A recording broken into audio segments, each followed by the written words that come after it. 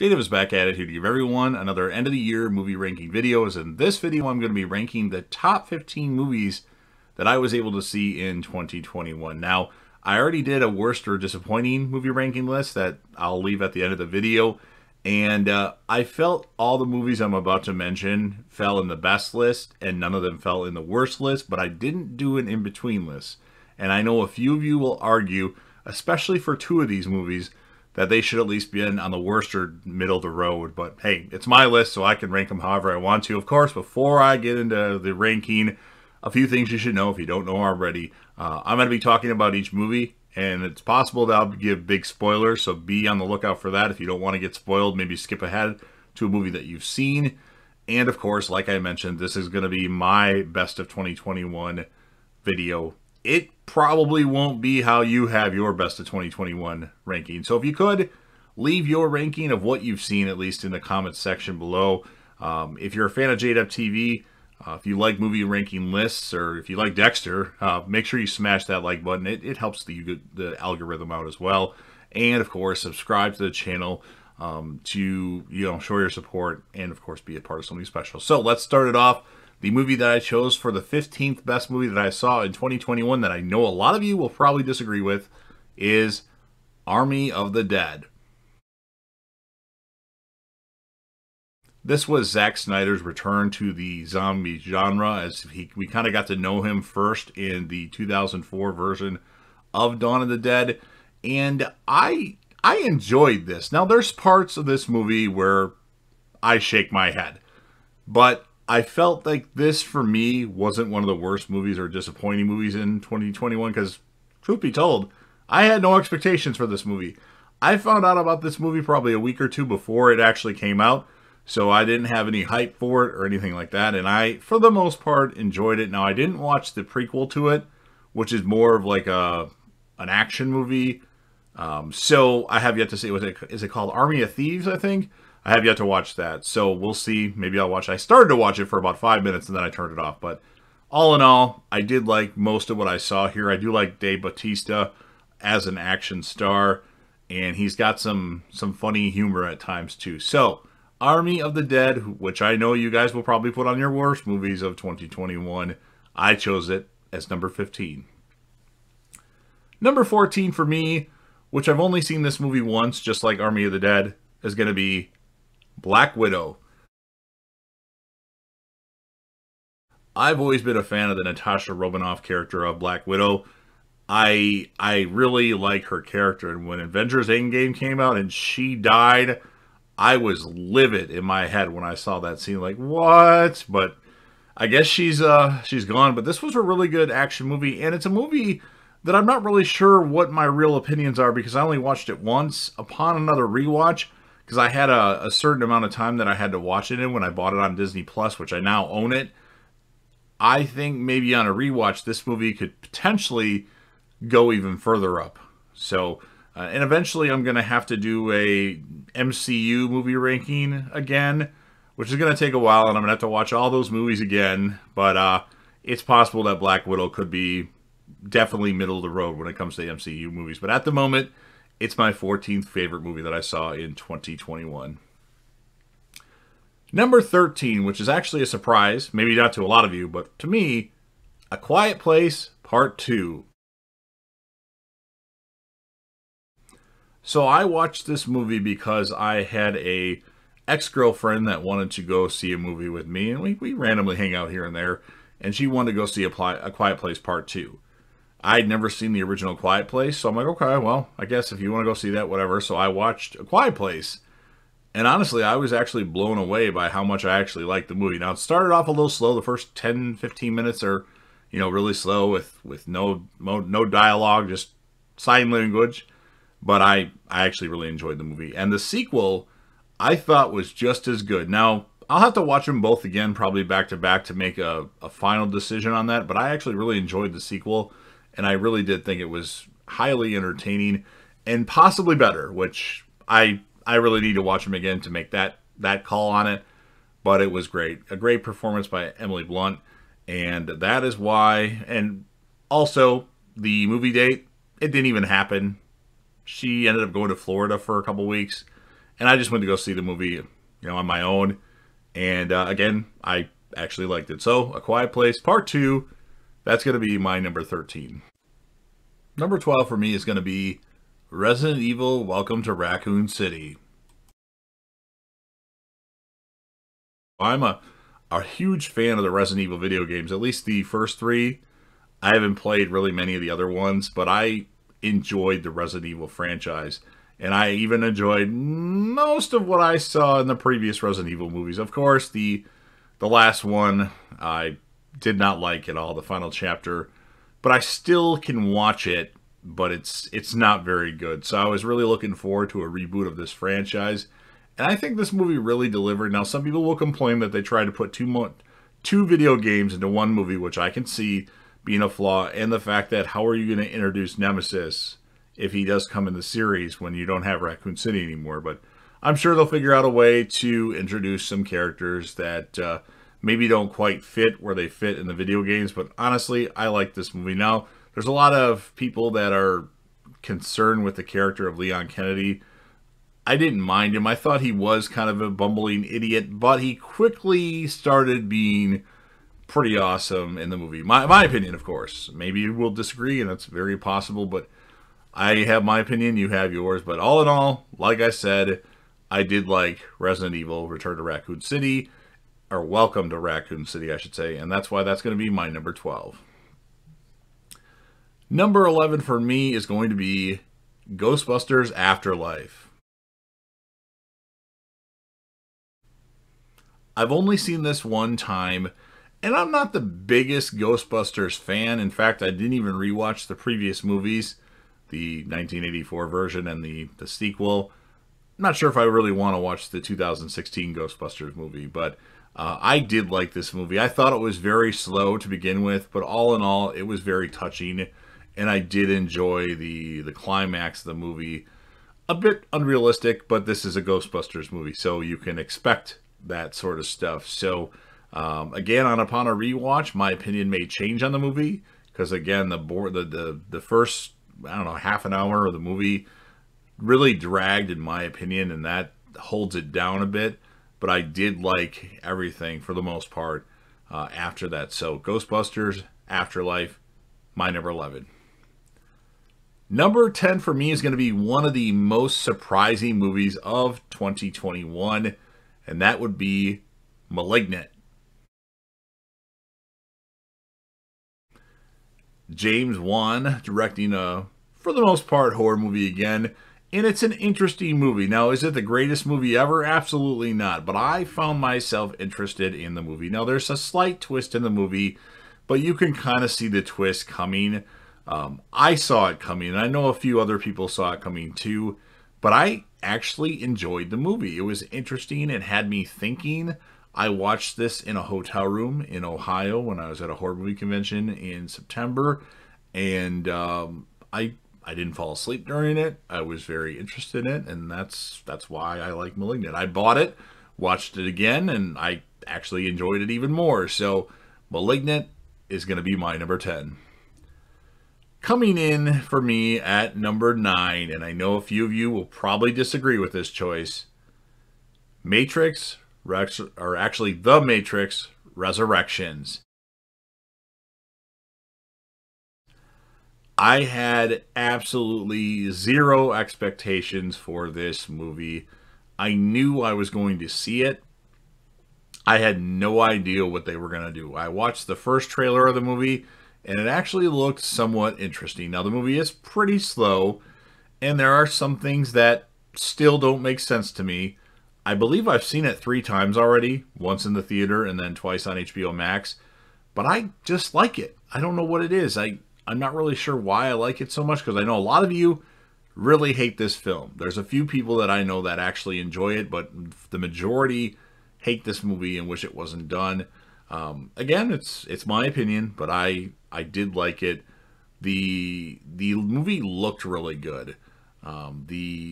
Just the look of it, I felt looked really well. I'm glad that Keanu Reeves is back as Neo, and Carrie-Anne Moss is back as Trinity, and it was just fun. Now, I'm a little confused on the Agent Smith character.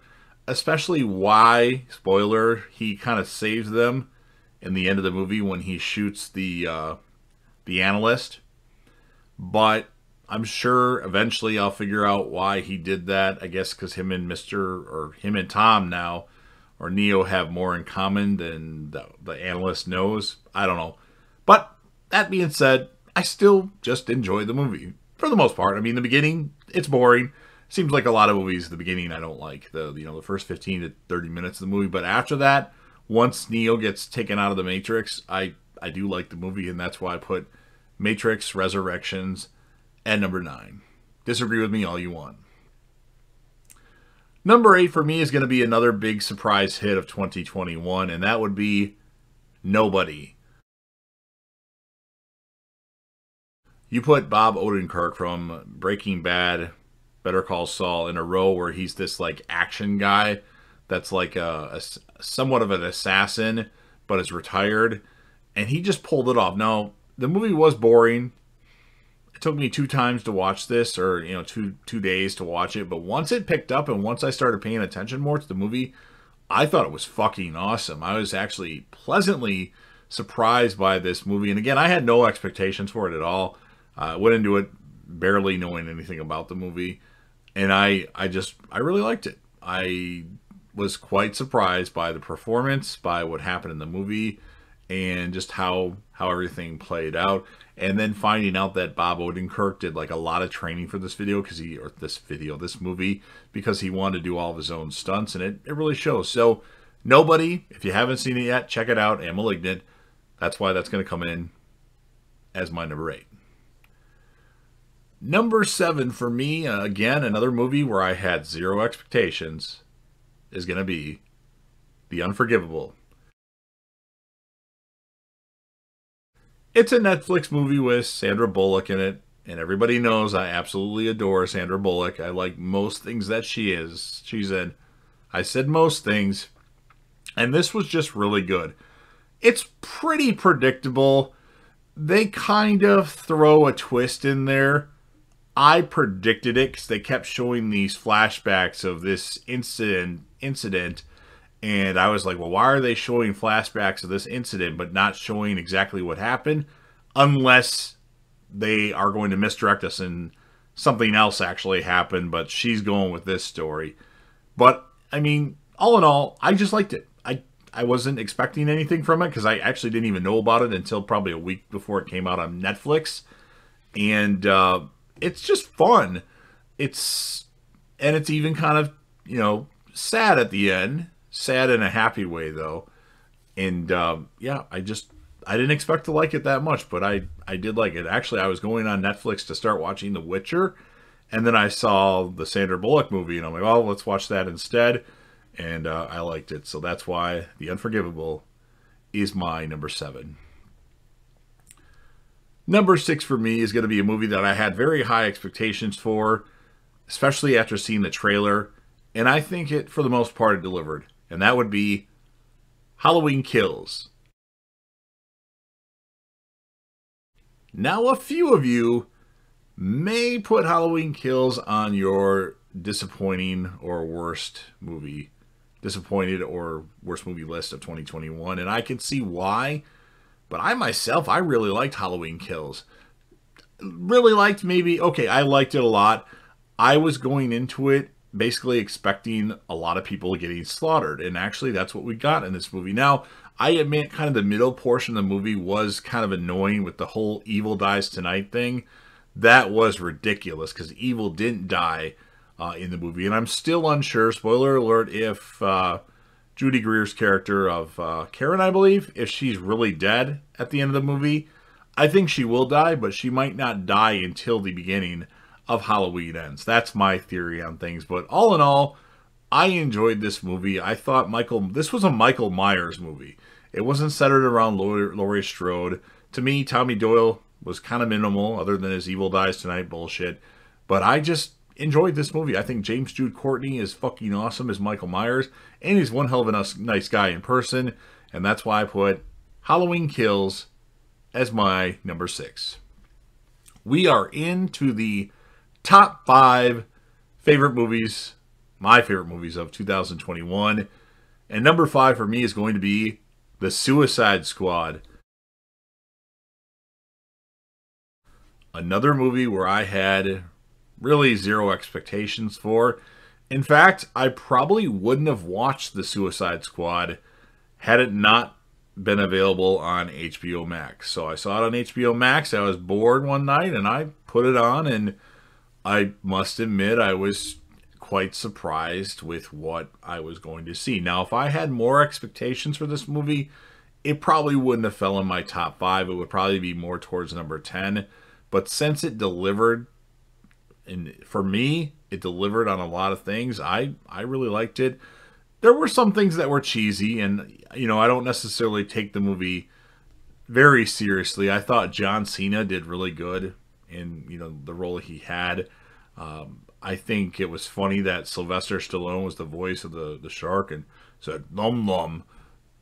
I love Stallone, so what can I say? But The Suicide Squad, for me, it falls in at number 5. Number 4 is going to be Red Notice. Another Netflix exclusive, which pisses me off because then they don't release the movies on Blu-ray or DVD or 4K. Who buys DVDs anymore? I only buy old movies on DVD. I should say 4K or Blu-ray. But this movie I knew about probably about a month before it came out. And I was not really expecting a lot from it. I had expectations for it, but they weren't very high. And it was fucking awesome. It kind of reminded me of National Treasure with a few twists thrown in there. And it worked. Ryan Reynolds and Dwayne Johnson really play off of each other well. Especially when they were in Hobbs and Shaw. They did good together. And this is another example that Ryan Reynolds and Dwayne Johnson have some great chemistry, and if they ever get The Rock in the MCU universe as an X-Men character, I want to see him teaming up with Deadpool. Maybe The Rock could be Beast. That's my goal or my wish, for The Rock to be Beast. I don't know if it would really work, but I feel like he could easily pull it off. But aside from that, Red Notice was fun. Gal Gadot was really good, and I just really was enjoyed with what was going on, and I didn't really pause the movie much other than to go to the bathroom quick. There was no long break, because a lot of times I'll take a half an hour break to do other things and then start watching it again. No need to do it this time. I was highly entertained, and that's why Red Notice comes in as my number 4. Number 3 for me, and a lot of you will probably disagree and say, why isn't this number 1? Spider-Man No Way Home. Obviously, this movie had a lot of build-up. There was a lot of anticipation for it. A lot of people were expecting a lot of things for this. I'm not a huge Spider-Man guy. I'm more of an X-Men guy, and obviously, the more Avengers movies I saw, the more, okay, let's see the end of this story. And I'm kind of burned out with the MCU right now. Like, I haven't watched any of the TV shows. I haven't watched The Eternals. I haven't watched Shang-Chi. But I did watch Spider-Man No Way Home, and I enjoyed it a lot. Now, admittedly, the beginning was kind of boring. I took a little nap. So the scene where Doc Ock goes after Peter Parker, I fell asleep for, 5 minutes or something like that. Not deep sleep, just kind of dozed off a bit. But the movie delivered a lot, especially, spoiler alert, when we get Tobey Maguire and Andrew Garfield coming back. It was touching. I liked the dialogue between all them guys, and I felt like it was fun to see them in the movie, because I figured, okay, they're going to be in this movie, but I didn't think it was going to be for very long. But they actually had a lot to do with what happened in the movie, especially when they jump through those portals, and then they have try to figure out an antidote to turn people and take their powers away, or cure them, I should say. And I just really enjoyed it. And there was moments where I was not expecting things to happen. I wasn't expecting Tobey Maguire and Andrew Garfield to really be in the movie that long. I thought maybe they'd be in the movie for a total of 5 minutes. That's what I thought. I thought they'd show up at the very end. And the part where, Aunt May, played by Marissa Tomei, dies, which I wasn't expecting to happen, because Aunt May hasn't died in a movie yet. Of course, there was no Uncle Ben in this, so I should have expected that. But hey, I wasn't expecting it in this movie. And all in all, Spider-Man No Way Home, that's why that falls in at number 3 for me. Number 2, which I went back and forth on my favorite movie of 2021. For a minute there, I thought this was going to be it, and that would be No Time to Die, the 25th James Bond movie played by Daniel Craig. This was an awesome movie, and admittedly, I'm not a huge Bond guy. I've seen all the Pierce Brosnan and Daniel Craig movies, haven't seen any of the other ones, but I really enjoyed this movie. I saw it in the theater, and it was actually a lot of fun. Daniel Craig delivers, and this was actually a pretty touchy movie with a lot of little things thrown in there, and I enjoyed it. I went out and bought it on 4K the day it came out, and I absolutely love it. I've seen it 3 times now, so that's why No Time to Die is my number 2. In my favorite movie of 2021, easily a movie that I absolutely enjoy, and it's awesome, and that would be The Tomorrow War. Now, if you haven't heard of The Tomorrow War, it's an Amazon Prime exclusive, which pisses me off because they haven't released it on Blu-ray or DVD, or Blu-ray or 4K yet, which I'm hoping they will, but they haven't yet. But it's basically a science fiction movie that, shit's falling apart in the future. Like, we're getting our ass kicked by aliens, and people from the future come back to the present time to warn us, like, shit's going down. We need help. We need to figure out a way to stop this. Otherwise, we're going to be wiped the fuck out. And it stars Chris Pratt. J.K. Simmons is in it, and you have Yvonne Strahovski, who played Hannah in season 7 and 8 of Dexter, who I absolutely adore, by the way. And it's just a lot of fun. Like, I wasn't expecting this movie to be that great, and I never heard of it until, I want to say, at the beginning of 2021, I was watching, it might have been the end of 2020, a most anticipated films, and it was actually on 3C Films by Chris, and he had mentioned The Tomorrow War as one of his most anticipated movies of 2021. And that's the first I heard of it. So I always kept that, I read the synopsis online, and I'm like, oh, that could be really good. And I was actually blown away by how much I liked The Tomorrow War. I've seen it now 7 times, and I absolutely love it. As much as the Bond film was really good, it's not that great compared to what I think The Tomorrow War is. So if you haven't seen The Tomorrow War yet, check it out on Amazon Prime. All you have to do is pay for Prime. There's no other cost to watch the movie. And I think you will enjoy it. It's a bit unrealistic, at least from what we know now. It's a bit unrealistic, but who knows? Maybe we will find out that this is more realistic than we think. So, again, The Tomorrow War is my number 1 of 2021. So what did you think of my ranking? I know we disagree. Just make sure you leave your ranking in the comments section. Obviously, I'll do all these videos at the end of 2022, and hopefully I will have an awesome list of 22. Now, I'm going on a limb here. I'm expecting the 2022 Scream movie to be my movie of the year, just because I'm such a big Scream fan, but who knows. But again, if you're a fan of movie ranking videos, if you're a fan on TV show reviews such as Dexter, The Walking Dead, or if you're just a fan of JDEF TV in general, because I cover Chicago Bulls stuff, I cover Cubs stuff, I cover UFC reactions, live reactions of fights, and all my various reviews, go ahead and smash the like button, as it does help out the YouTube algorithm. Share the video with anybody that you know that likes movie rankings, or that friend that you know that likes it, or any of your social media platforms. Again, don't forget to sound off in the comments section about what your thoughts are. What would be your best movies that you saw of 2021, or your most anticipated movie of 2022, which mine is Scream. I think that's going to blow it away as far as my favorite movie and easily my most anticipated movie. And of course, last but certainly not least, please don't forget to hit that sub button. Obviously, the goal is to grow the channel, but I can't do that without your help. So subscribe to the channel, join the team, show your damn support, and be a part of something special. And JDev will return.